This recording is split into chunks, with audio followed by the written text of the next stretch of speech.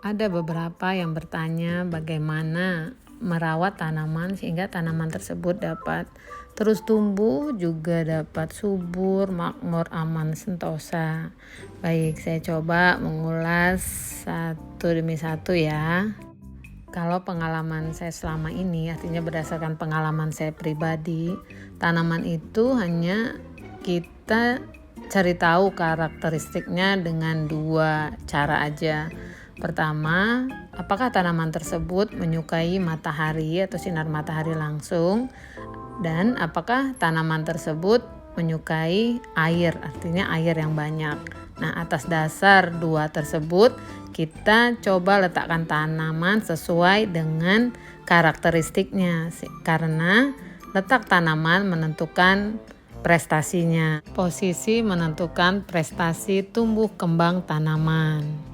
Oke, kita mulai ya dengan tanaman suplir. Saya ini suka keserimpet nih kalau bilang suplir. Suplir. Oke. Suplir juga termaksud tanaman pakis-pakis. Nah, suplir ini sangat suka dengan air. Tanah kita basahkan terus sehari 2 kali atau 3 kali menyiramnya, dia tambah suka. Tapi juga suplir suka dengan matahari, hanya matahari pagi, sehingga kalau mendapat sinar matahari siang itu akan membuat daunnya keriting dan layu. Perawatannya saya menggunakan pupuk juga ditambah dengan micin. Fungsinya micin itu membuat hijaunya suplir menjadi lebih seger gitu, jadi lebih hijau. Kalau dengan pupuk itu memberikan banyaknya tumbuhan-tumbuhan baru. Seperti itu. Satu lagi, suplir sangat rentan dengan keterlambatan penyiraman. Jika kita telat menyiram, langsung deh kering semua tuh suplir. Kita lanjut ke keladi Amazon. Ini keladi Amazonnya sudah lumayan banyak, sudah beranak pinak, dari yang sudah besar juga yang sedang sampai yang baru tumbuh. Saya nggak pindah-pindahin sengaja ya. Yang penting medianya masih cukup, kemudian ditambah terus-terusan ditambah pupuk. Nah, ini keladi Amazon jangan diletakkan di tempat yang terlalu teduh karena akan membuat daunnya kusam. Tapi juga jangan diletakkan di tempat yang terlalu panas atau mendapat panas matahari sepanjang hari. Untuk penyiramannya, keladi Amazon cukup disiram 1 hari sekali, atau kalau memang terlalu panas kita boleh siram lagi di sore hari. Dalam penyiraman, sesekali daun keladi Amazon juga perlu kita semprot sehingga air membasahi daunnya.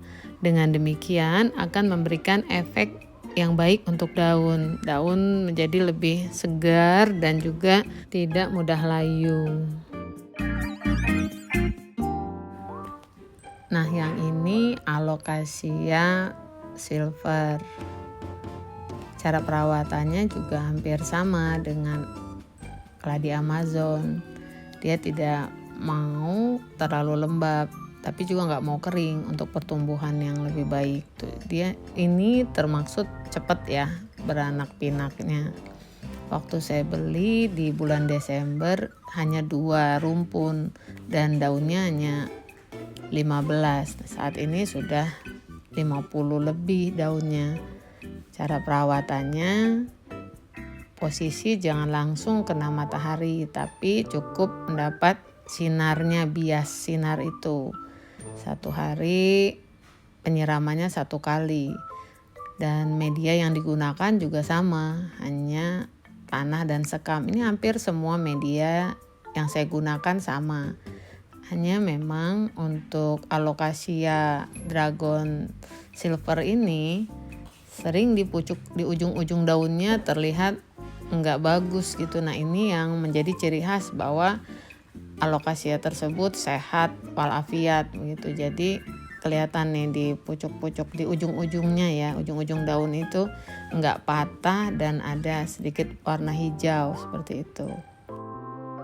Di sini karakteristik tanaman hiasnya hampir sama sehingga saya kelompokkan menjadi satu.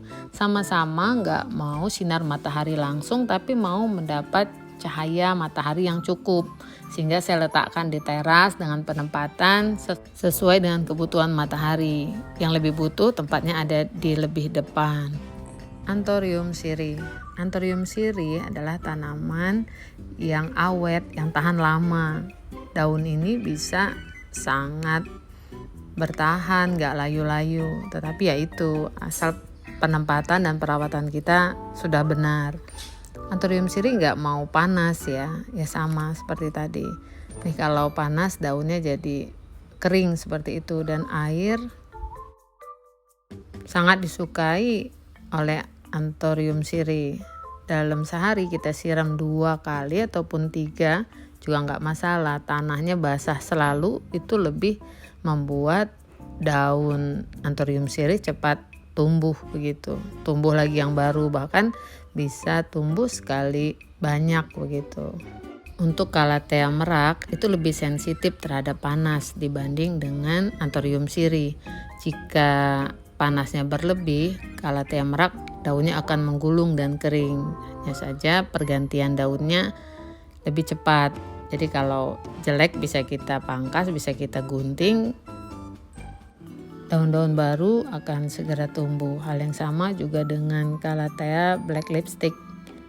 Untuk Peperomia watermelon, jangan terlalu basah, cukup siram 2 hari sekali agar daunnya tidak mudah bonyok atau busuk. Kita lanjut ke Tanhis siri gading marble. Memang dibanding dengan siri gading yang lainnya, jenis marble relatif lebih lambat pertumbuhannya. Karena itu perlu kita rangsang dengan pupuk juga untuk budidayanya. Karena sayang ya, harganya juga masih termaksud bagus untuk siri gading marble. Kita potong tunasnya atau ujung-ujung pucuknya dan lebih dulu ditanam dengan media air. Dalam seminggu atau 2 minggu sudah tumbuh akar, baru kita pindahkan ke dalam pot. Untuk aglonema memang perawatannya lebih manis manja ya.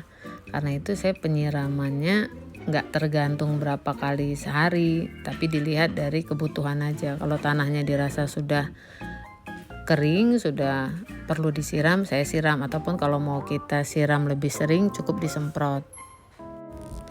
Sedangkan jenis Aglonema bicroy atau juga dormen, Dona Carmen itu lebih tahan banting dibanding aglonema lain. Aglonema bicroy dan Dona Carmen ini bisa mendapat matahari lebih lama, itu nggak masalah, justru dia warnanya lebih cerah. Juga penyiramannya bisa setiap hari, tapi ini hanya untuk yang sudah rimbun ya, karena kalau rimbun tuh ya lebih tahan banting. Tuh batangnya pun kelihatan sehat seperti ini, tidak ada kutu, terus warna pinknya juga keluar, itu media tanamnya. Dan jangan lupa kita mesti sering cek apakah ada hama atau kutu. Anthurium kuping gajah ini juga nggak tahan dengan matahari, tapi kalau daunnya sudah tua bisa bertahan dengan matahari. Hanya untuk daun mudanya bila terkena sinar matahari langsung, dia langsung lunglai, layu gitu, kuncup seperti jemuran basah. Berbeda dengan Tanhis sebelumnya, Sensipera adalah jenis Tanhis atau tanaman hias yang lebih tahan banting. Terkena sinar matahari secara langsung dalam waktu yang panjang tidak ada masalah. Juga dengan penyiraman yang sesekali juga tidak masalah. Bahkan Sensipera atau lidah mertua kita letakkan di dalam ruangan 1 bulan, 2 bulan tidak dikeluarkan sama sekali juga tidak masalah.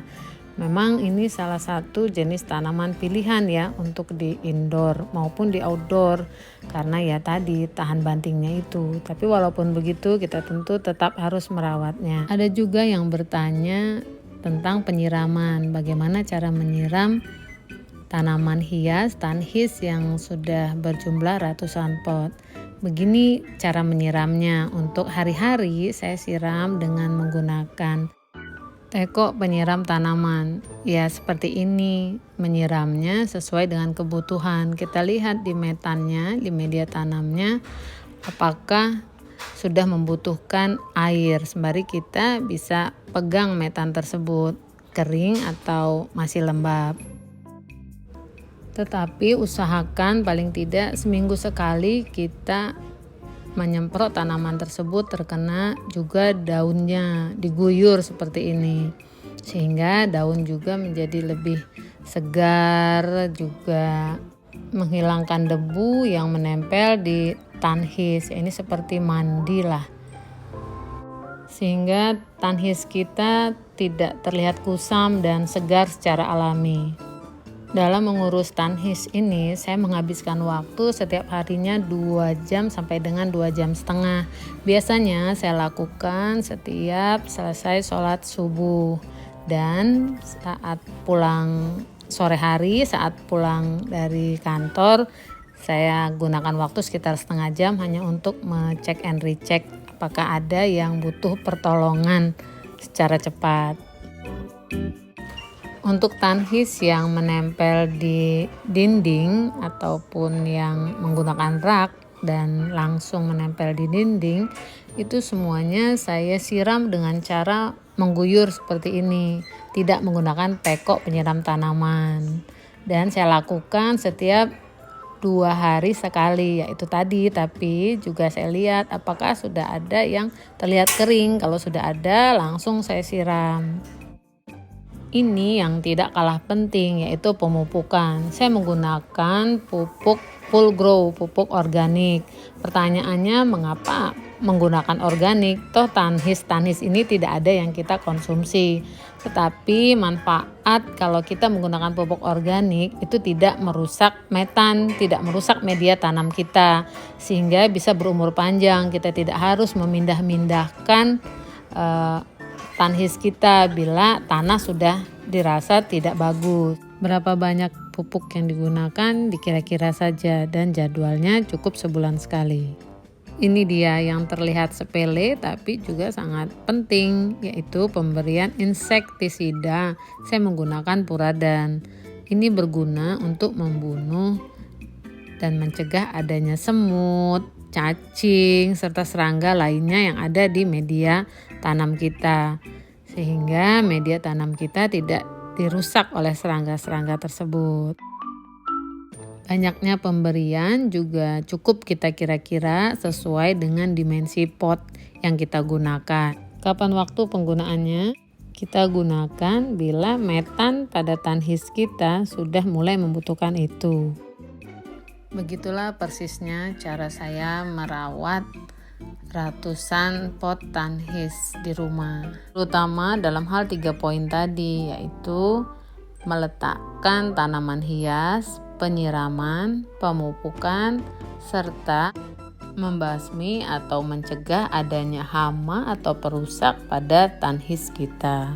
Oh ya, untuk media tanamnya saya gunakan tanah dicampur dengan sekam bakar ataupun sekam biasa. Tanah yang saya gunakan tanah hitam ya, yang diambil dari kebun, dan terutama sangat baik kalau dari rumpun pohon pisang. Perbandingannya 1:1. Kalau nggak ada sekam bakar, sekam biasa pun nggak masalah. Semua tanhis saya gunakan media tanam yang sama. Demikian Sobat Cita Tanhis, semoga bermanfaat.